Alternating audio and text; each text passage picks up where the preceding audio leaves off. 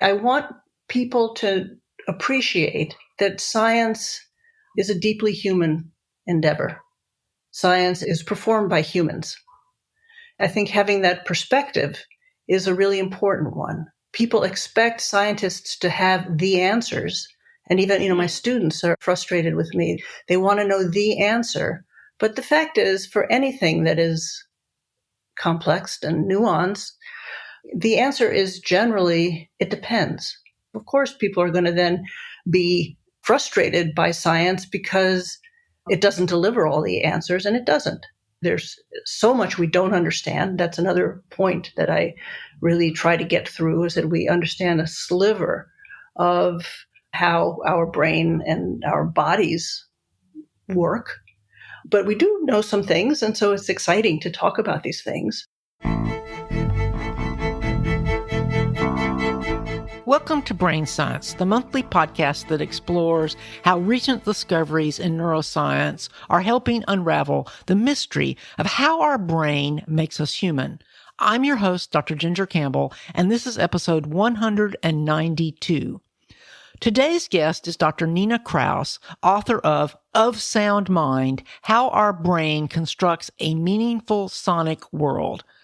But before we jump into today's interview, I need to remind you that you can get complete show notes and episode transcripts at brainsciencepodcast.com. If you haven't been to the website in a while, I hope you will visit and send me feedback about the redesign. You can also submit comments directly on the website. If you'd like to get show notes automatically each month, all you need to do is sign up for the free Brain Science newsletter. Just text Brain Science, all one word, to 55444. That's Brain Science, all one word, to 55444. When you sign up, you'll get a free gift entitled 5 Things You Need to Know About Your Brain. Because Brain Science is independently produced, it relies on the support of listeners like you. You can learn more at brainsciencepodcast.com/donations. So now let's jump into our interview with Nina Kraus. So Nina Kraus, it's great to have you on Brain Science. I'm very happy to be here. Thank you, Ginger. We're going to be talking about your wonderful book, Of Sound Mind, How Our Brain Constructs a Meaningful Sonic World. But before we do, would you just tell us a little bit about yourself and especially how you got interested in how our brains process sound? Absolutely. I grew up in a household where more than one language was spoken. And my mom was a pianist. We did a lot of singing at home. I must have, at some level, realized that sound was important.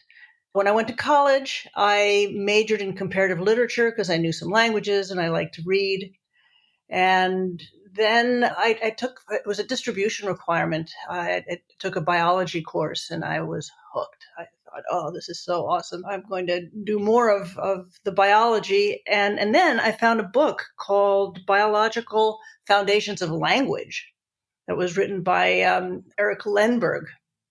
And I thought, whoa, so we can combine these interests. And so I went to graduate school and started studying sound and the brain. And initially, I was really thinking about, I was looking at sound and sound processing at a single cell level. But first, I was also very interested in language issues, and it has just become enormous now because if you look at our website, Brain Volts, you will see that we study so many different things, from music to rhythm, bilingualism, concussion, autism, language, reading, aging. You might think, what are they doing at Brain Volts? But it's all under the umbrella of sound and the brain. And I just find that sound is just so important to so many things that are certainly important to me, have been important to me since I was a baby, I think, and continue to be really important to me because sound connects us. It's amazing to me that I've been doing this show for 15 years and I have never before read a book about sound. Now, I have had a couple of books about music, but to be honest with you, they were just like totally over my head. I've gotten requests to do episodes about music, and to be perfectly honest, my illiteracy in the field has been an obstacle to covering that particular subject. But you made it accessible in the way that you described it. I'm going to ask for you to just talk a little bit about how hearing is different from our other senses, especially sight. Well, first of all, we live in a very visually dominated world, and I think that's becoming increasingly so for a number of reasons. And we sometimes are less aware of sound because it's invisible. In the first part of my book, I talk about how sound works. For any visual object, it has many ingredients like the color, the shape, the size, the texture of the thing. And with sound, first of all, people don't even notice it much because, again, it's invisible, like a lot of our very powerful forces, like gravity, that we just don't think about, but they are hugely, hugely powerful. And also, sound consists of ingredients like pitch and timing, timbre, loudness, phase. There are many, many, many ingredients of sound that the brain needs to make sense of and assign meaning to. This is really a fundamental part of how it is that we make sense of sound, from individual neurons to an entire system. And you asked about how is sound so important? Well, first of all, evolutionarily, it is one of our very earliest senses that warned us: is this danger? Is this something that's going to eat me? Is this noise something I can eat? Is it something I can mate with? So sound is a very crucial sense. But a big point in my book is that the hearing brain is vast. And so hearing is so important because our hearing brain engages how we think. So what we know, what we pay attention to, our memory, how we think, how we feel, how we move, and how we integrate information from our other senses. And, very formally, we would say hearing engages our cognitive, sensory, motor, and reward systems. Cognitive, what we know, how we think; sensory, how we engage our other senses; motor, how we move; and reward is how we feel. We know from a biological standpoint, and I really make a point in my book. I use a very conversational tone, but I really back up everything that I say with what we know from, I think, the best science. In fact, I think 20% of the book, much to my editor's original astonishment, was references, because I'm not just saying. Yeah, I am saying in a very conversational way, and hopefully in a way that any curious person can understand, but I'm trying to, get across what do we know about this hearing brain. And it turns out that we have a lot of science that can give us some idea of this tremendous, to me, awesome capacity that we have, which is making sense of sound. And I mean, you'd mentioned just then a few of the ingredients, and I want to say that I found that chapter really helpful as a non-musical person. For example, for the sake of other non-musical listeners, would you explain the difference between pitch, harmonics, and timbre? Because those words have always been like totally confusing to me as a non-musician. Absolutely. So pitch, you and I have a pitch in our voice. How high or low is it? Kids generally have a higher pitch in their voice. But pitch, if you just think of a piano, the high notes are high pitches and the low notes are low pitches. And the harmonics are what give sound its quality. It's the quality of, we call it timbre. For example, if I play a note on a piano or the same note on a guitar or on a flute, you realize that it's the same pitch, but it sounds different. Why does it sound different? It sounds different because of the harmonics that relate to that pitch. And one of the many reasons that harmonics are important is because in language, the differences between B and D and G lives in the harmonics. And we really need to know that. The other really important thing about sound, it makes it so different from vision, is that time is this crucial ingredient. And so it's not just when things stop and start, but as I'm talking now, there are so many timing cues that you are picking up on and rhythmic cues. And these timing cues, again, one of the reasons that it connects us so well is that it's present. And the minute that the sound happens, then it's gone. So it really occurs in the moment, as opposed to something visual that is represented. Sound is present. And, Ginger, I think of you here, you're doing this podcast, and I'll bet that one of the reasons you love what you do so much is because it's in the moment. It's alive. You don't have a script. I don't have a script.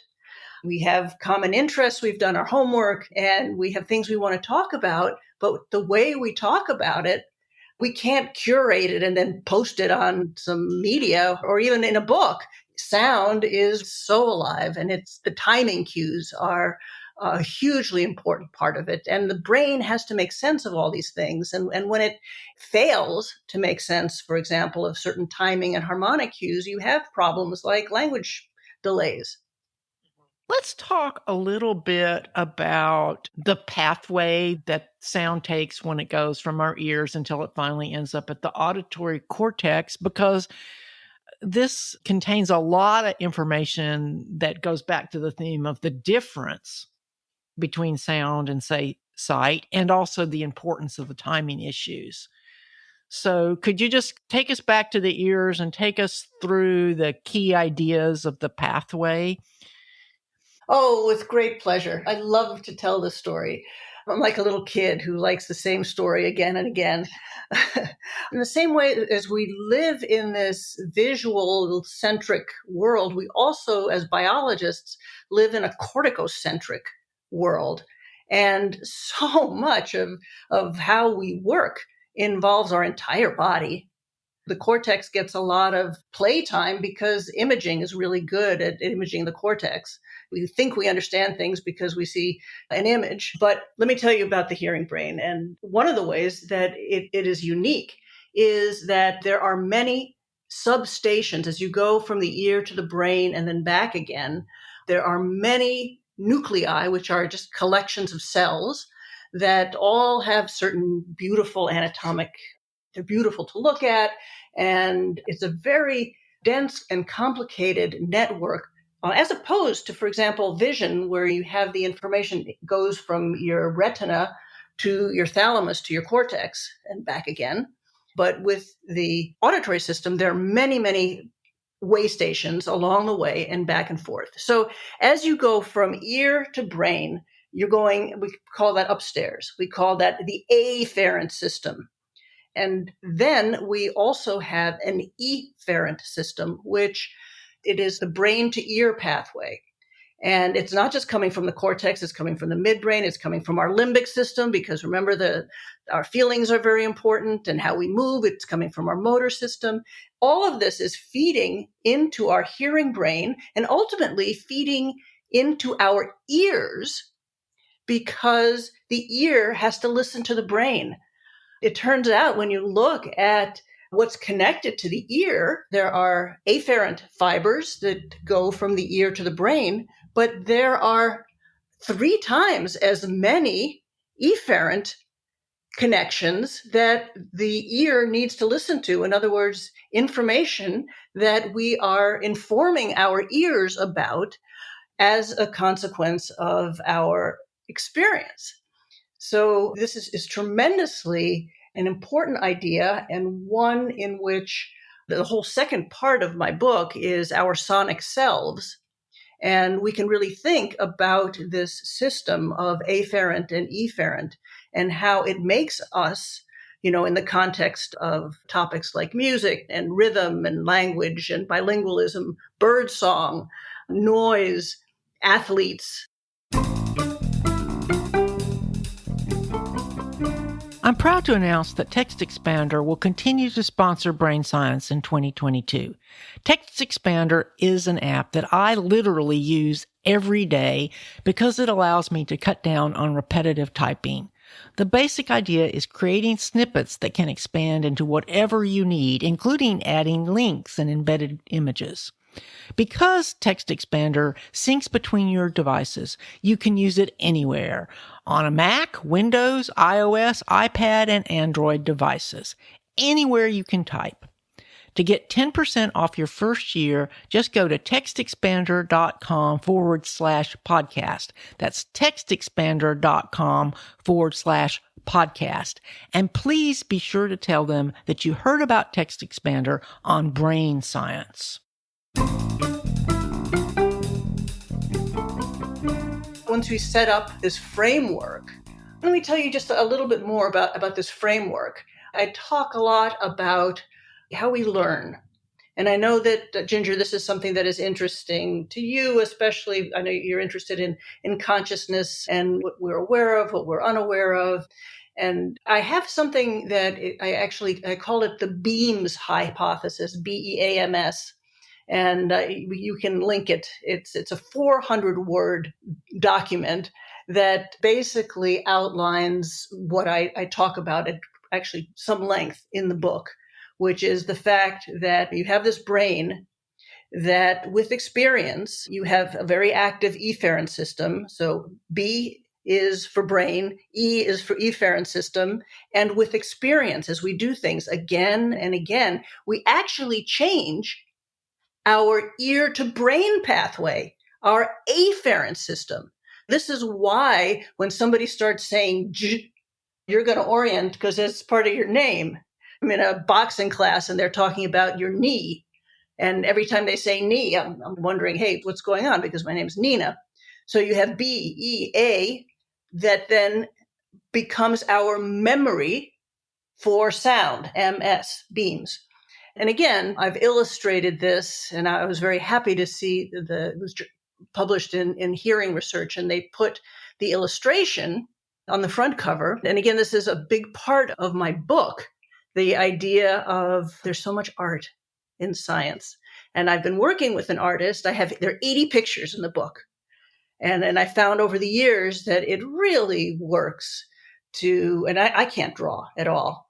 But I have been working with especially this one artist, Katie Shelley, who did 40 of the 80 illustrations. And we go back and forth. And for something like the beams hypothesis, I really wanted something that would express these pathways that connect the ear to the brain to the ear, our cognitive, sensory, motor, and reward systems in a way that can take these very complicated pathways and ideas and condense them into something beautiful and, to my mind, easy to talk about and understand.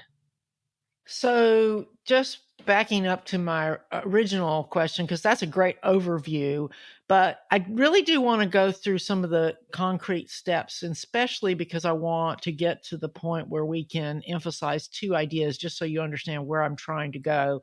One is how the signal slows, and two is why the midbrain is so important. Okay. All right. So slowing and the midbrain. So let me say one thing about the midbrain. You get it right out there. It's called the midbrain because it's in the middle of everything. And so it's in the middle of the afferent, the efferent, everything goes through the midbrain. So it turns out to be tremendously important. But as we first process sound, we are processing these ingredients on a very fast time scale. So we're talking about microseconds. Again, this is a way in which vision and hearing are really quite different because when you measure responses from the visual system, they are just inherently much, much slower from the get-go. Whereas with the auditory system, so much information is carried in time. And so you have parts of the brain the ear and the brainstem and the midbrain that are especially good at coding this microsecond timing. And as we move to other centers like the thalamus and the cortex, that timing information is maintained, but processing happening on the bias is more towards longer time scales. So if you think about a signal that evolves over time and making sense of that whole signal, you need more time to make sense of that signal and its context. But at the same time, a dichotomy doesn't work at all. So we can't even say that the lower, and I don't even like to use the lower and higher, but that the pathways closer to the ear, yes, they are specialized in microsecond timing. So the bias is there. They also process information at slower, longer time periods. And the cortex is it is in tune with the microsecond timing, but it specializes the bias there. So it's not an either or, it's really just a weighting. The more central areas are more weighted towards processing information at a longer time scale. But all of this goes back and forth in both directions, ear to brain, brain to ear, as we make these sound to meaning connections. And an area like the midbrain, which is in the middle of everything, all of these traffic circles, is both processing information that is happening for the first time and is processing information that has been learned and overlearned and has become what I call our default system, and in fact is quite unconscious. So this default system is often something that we're not aware of, but our brain just does it. One of the responses from the midbrain. So I talk a lot about a particular response called the frequency following response, which is, again, it's not generated in the midbrain. The midbrain is an important area, but the midbrain is not just this one area. It is informed by upstairs and downstairs. But an experiment that made a big impression on me is one where some investigators measured people who spoke tonal languages, the sounds in tonal languages. And in tonal languages, there are pitch changes that happen within a syllable. This is not something that we have in non-tonal languages, certainly not in English. And while these tonal language speakers were asleep, their brain, and largely their midbrain, was processing all of these pitch changes with great detail because it's become automatic. They can do it in their sleep. It's unconscious, clearly, but it took a lot of conscious learning of making those sound to meaning connections throughout their lives to get their brain to be what it is when it's asleep. I'm so fascinated by this because our life and sound very much makes us. So if you did that same experiment with you or me, we wouldn't see this, right? Or you might, because you might know a tonal language, but I don't know any tonal languages. That's exactly right. You would not see that. One of the experiments that stuck out for me that you had in the book was the one where you put the glasses on the owls. Would you talk about that experiment? Yeah, this comes to an important idea in neuroscience and biology and also in philosophy is the binding problem, they call it. Like, how is it that our information from all of our senses are combined? And our nervous system does this beautifully. One way of looking at this is with owls are nocturnal predators. And so sound is tremendously important. They can't see what they're going to eat. They have to be listening, but they, need to know in which direction to go to get this largely invisible prey. They do really incredible microsecond calculations between the ears to determine where is a sound in space. And then they learn because they will find that here is a mouse that has become lunch, that they have gone to the right place. And this is in the brainstem, in the superior olivary nuclei, and in the midbrain. So the lower brainstem, the midbrain, and the owl cortex. And again, all of these are going back and forth. And what's so beautiful, what I love, working with animal models is that you can inform yourself on a cellular level about processes that are happening in humans and other animals and processes that we can otherwise only infer. So what happens with the owls is that if you now put on these prisms that shift the visual field over by 30 degrees, the owl is initially very frustrated because he thinks he's hearing a sound and he's going to the wrong place because his visual field and his auditory field are ordinarily very aligned. But if you now misalign the visual field, the auditory and visual field now need to learn to realign themselves, and they do. You can see that the animal learns after, a couple of weeks. If it's a younger animal, even shorter than that, the animal learns to make that association. And you can measure on a cellular level that there are neurons that are sensitive to both these auditory and visual cues, and they have shifted based on the experience of the animal. So now they respond differently. So that gets back to what you said about how our brain gets changed. I mean, that was an important theme in the book. Yeah, 2/3 of the book is our Sonicselves. I make the biggest pitch for this in the final chapter. Kind of a call to action, because it really is the case that our sonic choices affect who we are and the world we live in. And I bring the reader through how is it that musical experience changes who we are, changes how we think, how we move, how we interpret feelings from other people. Music and rhythm is this tremendously important aspect. Everybody thinks, rhythm and music go together. But rhythm, as you and I are talking, we have a rhythm. We have to go back and forth. There's turn taking. We use rhythm in language all the time. And you're getting these cues from my rhythm of speech of when I'm winding down an idea and when it's now time to come in for you with another direction. And rhythm is tremendously important for language as well as for music. I have a whole chapter called The Root of Language is Sound, because again, people don't think, this is I think, very important point. When you think about language and you think about reading, you think vision. Think again, evolutionarily from a biological standpoint. As humans, we have been communicating through sound for hundreds of thousands of years. Our biology has evolved, and other creatures have evolved to be incredibly receptive to sound. Vision, with respect to writing, reading has only been a part of our world for the past 4,000 or 5,000 years.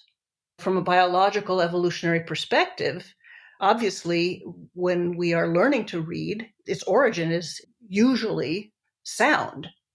And so you have to make these sound to meaning connections. You learn to speak first. You make these sound to meaning connections, and eventually you learn to translate them to an image on a page, a visual image. I want to take a moment to give a shout out to everyone who is involved in science education. Over the years, I've gotten feedback from educators at various levels, ranging from high school to medical school. And on the newly designed website at brainsciencepodcast.com, I've added a feature that is a page especially for educators. This was inspired by a listener who sent me her top 10 episode list for educators. But I've decided to add other resources from several longtime listeners. There's also a form on the page where you can share your work and ideas. Please check it out and let me know what you think.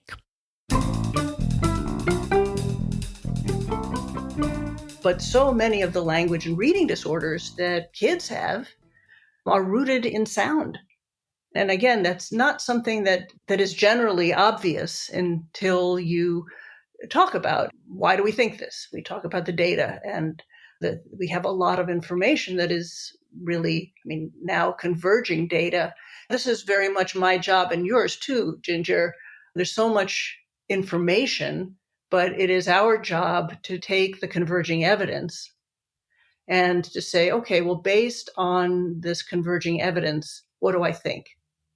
And how can I express this to someone who is not aware of all the converging evidence, but is looking to someone who has an expertise in a certain area to help guide them with the knowledge? A lot of the book is that. I talk about music and language and how there are similarities and differences there. And then I speak about bilinguals. So, this is all under the 2/3 of the book is our Sonicselves. There's a chapter on birdsong. What I'm trying to get at there is that I think as a biologist, and I'm increasingly thinking so, that the similarities with other animals and with other living things, trees and flowers, are really much more similar than, again, philosophically, people have for centuries talked about them and us, right? Them being the lower animals and the trees and plants, and us being this human that is supposed to be at the culmination of development and evolution. And I guess I just don't really see it that way. I see that there is very much an intersection and an interaction. And a lot of it is through sound, believe it or not. Any plumber can tell you the tree roots will go towards the plumbing. The tree roots are actually going to the sound of water. Realizing how connected we all are and how important that is something that I try to bring out. And the birdsong chapter is like that. I have a whole chapter on noise. Noise is something that, because sound is invisible and our world is becoming increasingly noisy, we are very cavalier, and we're also not aware of the stresses. When we've all had the experience of when the truck outside shuts off its ignition, or your air conditioning cycles off, and you didn't know, you were not conscious about the heating system or air conditioning being on, but when it cycles off, you go, whew. And you usually wake up if your power goes out. Right? So we are so aware in and again, this is not a dichotomy that I make between conscious and unconscious. It's fluid in my mind. So, I think that part of the reason that we are so tense and alarmed as a species is because we're in a constant state of alarm, because there are all these rumbles and sounds, and who can be relaxed when there's an avalanche coming? Nina, would you talk a little bit more about music, and especially, let's back up one step and just talk a little bit about the relationship between hearing and dementia, because I think then we can delve into the music and language learning benefits. But I learned about the risk of the relationship about dementia and hearing at the National, the Society for Neuroscience meeting back in 2017, but it still doesn't seem to be getting the attention that it deserves. It's a preventable cause, yet we're not really doing anything about it. Yes, I'm so glad you brought that up, because people think about hearing as involving the ear. And yeah, there's an ear part of it. But really, what is the most tremendously important part that nobody thinks about is the hearing brain. Think about Beethoven. He was deaf and created some of the best music that we have ever had the pleasure to listen to and try to play. Our hearing brain engages our cognitive, sensory, motor, and reward systems. So our cognitive is what we know. If you are not hearing well, if your ear isn't working, if you're losing, if you have a hearing loss, you are not just missing out on some of the words or some of the gists of a conversation. You are influencing your thinking abilities, because how we think is very much associated. What we know about sound is tremendously a part of the experience of hearing. It's very important to honor if we do lose If we have a hearing loss, trying to get a hearing aid will certainly help that. But also, people don't realize that usually when you get a hearing aid, it doesn't sound very good. And most or a tremendous number of hearing aids just get left in the drawer after they've been purchased and they're not worn because, again, because of the hearing brain. The brain has to learn, and it takes a while. Thank goodness. If our brain was changing every day, every second, just based on whatever we throw at it, we'd be enormously confused. It takes a long time for the brain to change in fundamental ways. And that's certainly true for the hearing brain. And so it's very important that people stay with it, that they learn to hear with this new hearing aid, and importantly, that they work with somebody who, first of all, gives them the hearing aid that is best for their lifestyle, because people are different. And again, we can see this. One of the marvels, I think, of the work that we've been able to do is to just measure people's responses to sound. I can measure your response to sound and my response to sound. And, in the same way as you and I look different, our response to sound is phenomenally different. And we can just see that. You can see it objectively. You can hear it in the brain's response. So a hearing aid for person A is not going to be a hearing aid for person B. And as your brain learns to use the hearing aid over time, you need to have someone, a hearing aid provider, that is going to then make adjustments based on what you say. And it is actually my hope that the kinds of physiologic responses, the brain responses that we can get from the hearing brain will become a part of the standard of care for people who are getting hearing aids fit in the first place and getting them modified over time. But the important thing is that, yes, you are absolutely right. There is this tremendous connection between how we hear and how we think. You make a really good point, though. I interviewed Michael Merznick years ago, and I remember him telling me that when the first cochlear implants were invented, first of all, nobody thought they would work because brain plasticity was not very well appreciated. But that when people first got them, all they heard was noise, and that they had to learn. We see the same thing now with sensory substitution for vision. People have to learn to see with whatever the sensory substitution is. So it shouldn't be a surprise that you need to learn to hear with your hearing aid. But that's an underappreciated fact. I'm glad that you brought it up. I might have to mention it to my friend who's been struggling with her hearing aid.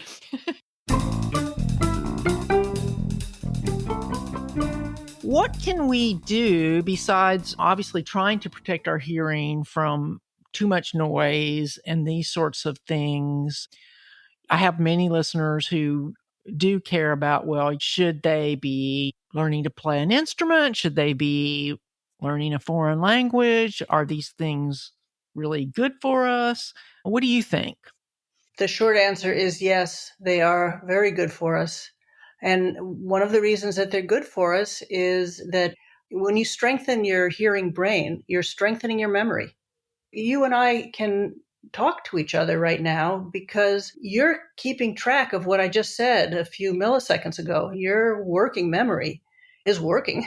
When you learn a musical instrument or you play a musical instrument, your working memory, you're working your attention. So this is all going into the hearing brain, which is what is making you you. So you are strengthening that. You are strengthening the connection between your motor system as you resolve the physical complexities of getting a sound that you're trying to get and the movements that you're making. You're coordinating all of that. How you feel is a hugely important part of how we interact with each other, and being aware of the sound of someone's voice. That expression, it's so good to hear the sound of your voice. So we learn these things. And actually, even as we age, if even people who have memory difficulties, dementia, people who will not remember many, many things about their lives will still remember songs that were important to them, that they had a feeling, a connection with. So, strengthening the hearing brain by playing a musical instrument. And it is active engagement. So it really is the playing. It doesn't matter how good you are. Again, I think we all need to get over it. We learn by making mistakes. We learn with everything by making mistakes. We're going to hit a lot of wrong notes. We're not going to sound like professional musicians because most of us aren't.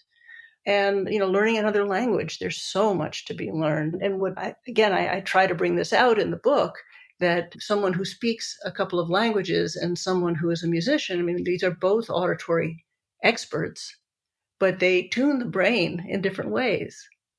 And athletes also are auditory experts, but the process there is different as well.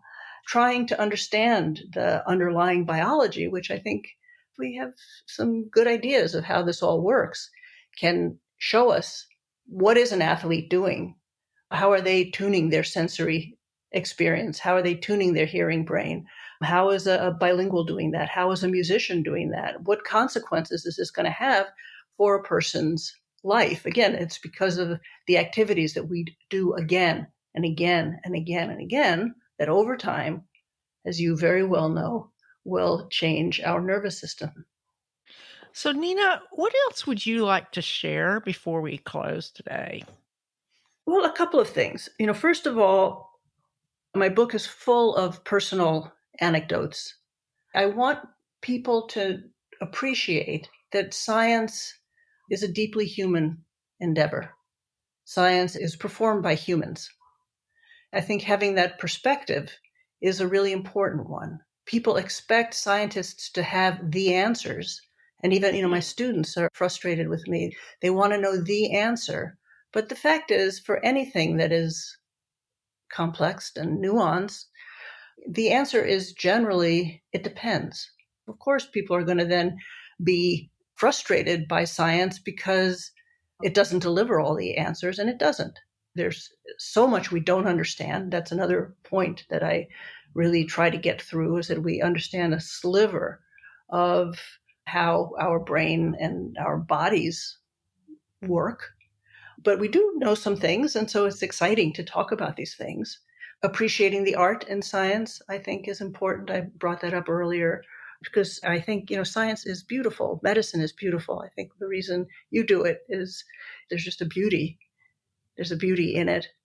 And finally, I really hope that readers will think about sound and think about their lives and the choices that they make for themselves, for their children, for the sonic world that we live in. There's a lot to do. There's a lot to think about. There are things we can all do in our small ways to make our sonic world richer and healthier for ourselves, our loved ones, our children, our patients, and society in general. I just say, get rid of the leaf blowers. What was ever wrong with sweeping? What was ever wrong with sweeping? So I always ask my guests to share advice for students interested in neuroscience. Neuroscience is not for everyone. As students come into my lab, first of all, they come from really different backgrounds. And I think in our academic world, we are taught to specialize so much. And yet I believe, and I think that this comes across in the book, that there's so much knowledge that can be gained across fields. Having different interests, somebody might come into the lab with a background in physics. They may come into the lab with a background in history or in philosophy. It really will depend on what they think is important. Personally, I feel that I am so fortunate. I'm paid to learn. And I love that. And I love the academic freedom. I love being able to basically, run a lab and do the experiments that I think are important, for better or worse. But, these are my choices. Not everybody likes that. No matter what it is that one does in life, whether you are a scientist or you do any other thing, I think if you're fortunate to be able to do something that you love, that's just so wonderful. And I can just speak from my own experience. There have been times where I have been offered a lot more money than what someone makes in academics. But, you need to ask yourself financially, what's enough? People sometimes are dissuaded from following certain aspects of science because certainly you're not going to get the kind of salary that you would with a business degree, for example. I think the important thing is whether you're getting a business degree or a neuroscience degree, loving what you do is so much more important to my view. Because no matter how much money you make, if you hate your job, you're going to be miserable. Or even if you just meh, if it's just kind of something that you need to go through, you may not even hate it. But, how wonderful if you can find something that you love. And I think there's so much to love in science and the brain because it's such a mystery and it's so beautiful. Yeah, and it's so much about who we are. That's why I love science, but that's the reason why I do a show about the brain. Yeah, no, I'm so glad. I've listened to a number of your interviews, and I find that you and I are kindred spirits in wanting to celebrate knowledge and try to learn about ourselves so that maybe we can become better people, better physicians, better scientists, better moms. Yeah, and the thing I love about interviewing scientists is exactly the thing you were talking about earlier about it being a human endeavor. I think when listeners get to hear scientists like you talk about their work, that's when they really believe that science is done by people. Yeah, that's because your medium is sound. I like doing audio. So there's all this pressure to go toward video, but yeah, I love audio. Well, I have just loved talking with you, Nina. It's been great. Your website is brainvolts. Northwestern.edu. So it's www.brainvolts. It has a V as in Victor, .northwestern.edu. And there's a little tour bus on the homepage. Take the little tour bus for 2 minutes, and there's a lot on the website, and it'll help you find what you're looking for. It's my way in a visual format, although there are lots and lots of interviews and talks, but it's a way to put some of the things, our little discoveries, all in one place for a very diverse audience, hopefully to enjoy it. I'll look forward to sharing that. And you don't have to remember that address. Just Google Brain Volts.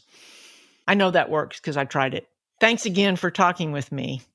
Ginger, thank you so much for having me. Thanks for inviting me. I want to thank Nina Kraus for coming on Brain Science to talk about her wonderful book, Of Sound Mind, How Our Brain Constructs a Meaningful Sonic World. Of course, we only touched on the key ideas, so I highly recommend this book to everyone who wants to learn more.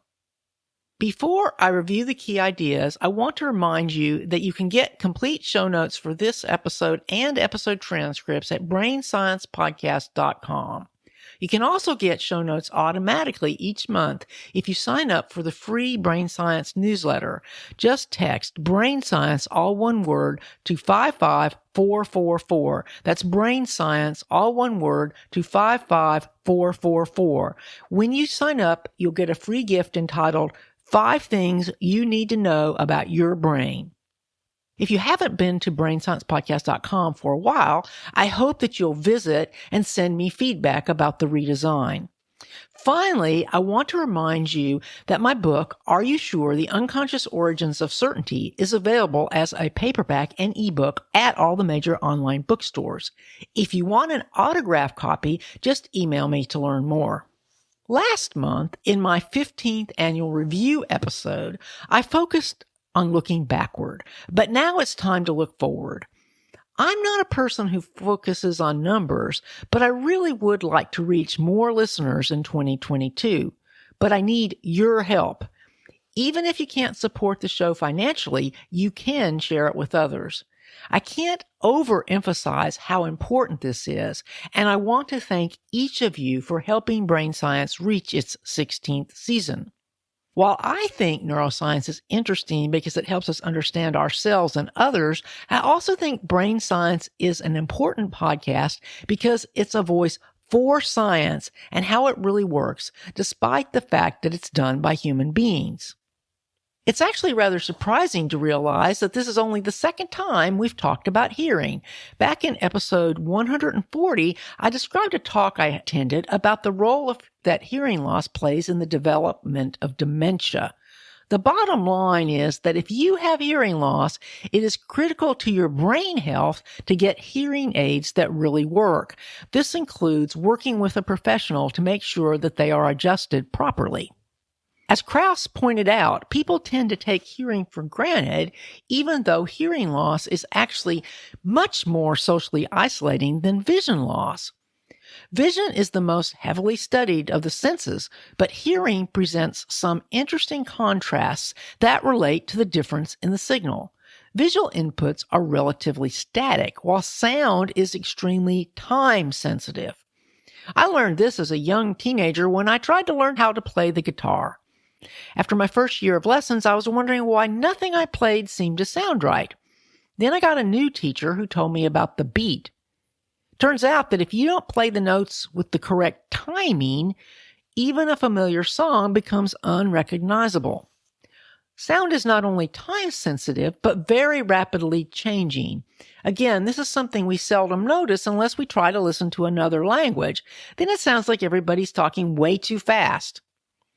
Speech is faster than other sounds, including music. It takes about 100 milliseconds to tell the difference between notes, but for consonants, the change is like 20 milliseconds. I emphasize this timing element because this is the one key to understanding how sound is processed in the brain. Despite all the supposed powers of the cortex, it is way too slow to process sound. Most of the processing actually occurs subcortically and, of course, unconsciously. These circuits are ancient because hearing is shared by virtually all vertebrates, even though many lack vision. Thus, the decoding of the timing of sounds, including speech and music, occurs at the level of the brainstem and midbrain. I found the discussion of this in the book to be very fascinating, even though we didn't have time to delve into the details during the interview. Kraus wanted to emphasize the important point that everything we hear changes our brain. In the case of noise, these changes can be damaging, but learning languages and music is highly beneficial. Besides reading Of Sound Mind, How Our Brain Constructs a Meaningful Sonic World by Nina Kraus, I also want to encourage you to visit Kraus's website at brainvolts.northwestern.edu. Brain Science comes out the fourth Friday every month. Next month, I plan to talk about why embodiment is so important. Until then, I hope you will check out my other podcasts, Grain Rainbows and Books and Ideas. Thanks again for listening. I look forward to talking with you again very soon. Brain Science is copyright 2021 to Virginia Campbell, MD. You may copy it to share it with others, but for any other uses or derivatives, please contact me at brainsciencepodcast@gmail.com. The theme music for Brain Science is Mind Fire, written and performed by Tony Catraccia. You can find his work at syncopationnow.com. Brain Science is copyrighted by Virginia Campbell, MD. You may share the show with others, but for any other uses or derivatives, please write to brainsciencepodcast@gmail.com for permission. The theme music for Brain Science is Mind Fire, written and performed by Tony Catraccia. You can find his work at syncopationnow.com.